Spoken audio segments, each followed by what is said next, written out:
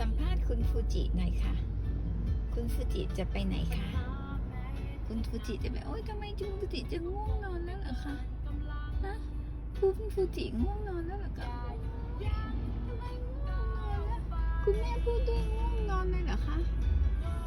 ง่วงนอนแล้วเหรอคะโอ๊ยทำไมง่วงนอนนะคะทำไมง่วงนอนนะคะทำไมง่วงนอนนะคะร้อนหรือเปล่าคะร้อนหรือเปล่าคะคุณฟูจิจะง่วงนอนเหรอทำไมง่วงทำไมคนช่วยเขาไม่ง่วงแล้วเหรอคะง่วงแล้วเหรอคะไปไหนไปเที่ยวหาฟูจิจะไปเที่ยวไหนคะเนี่ยแล้วไปง่วงนอนให้กลับบ้านเลยไหมคะกลับบ้านเลยไหมคะคนกลับบ้านเลยไหมคนง่วงนอนเนี่ยฟูจิง่วงนอนฟูจิง่วงนอนหลับเลยนะฟูจิทำไมง่วงนอนนะจิทำไมง่วงนอน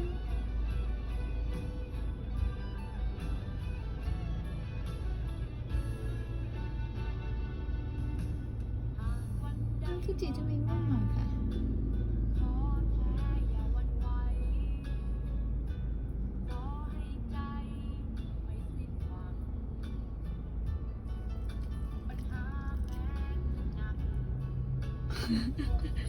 ง่วงนอนหรือไม่สบายง่วงนอนหรือไม่สบายแอร์มันเป่าเหรอหนูเย็นเหรอหนูเย็นเหรอคะหนูเย็นเหรอคะฟูจิง่วงนอนหรือว่าอะไรเนี่ยเป็นอะไรคะเนี่ยเป็นอะไรคะลูกแม่ฟูจิเป็นไหมคะ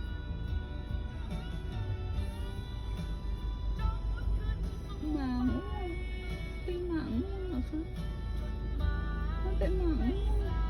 เป็นหมาง่วงง่วงกลับไปนอนที่บ้านดีไหมเนี่ยไม่ต้องไปเที่ยวแล้วง่วงกลับไปนอนที่บ้านดีไหมเนี่ยไม่ต้องหมาง่วงเหรอฟูจิเป็นหมาง่วงเหรอคะง่วงยังคะหมาง่วงหรือเปล่าคะหมาง่วงทำไงหมาง่วงทำไงหมาง่วงนอนทำไงหมาง่วงนอนทำไงหมาง่วงนอนทำนี้นะคะหมาง่วงนอนทำนี้นะคะง่วงนอนหรือไม่สบายเนี่ยหมาง่วงนอนหรือไม่สบายคะอยากกลับไปนอนบ้านหรือเปล่าเนี่ยฟูจิอยากกลับไปนอนที่บ้านหรือเปล่าเนี่ยฟูจิอยากกลับไปนอนที่บ้านหรือเปล่าเนี่ยฟูจิมาเที่ยวแล้วฟูจิง่วงทำไมอะคะฟูจิไม่อยากเที่ยวแล้ว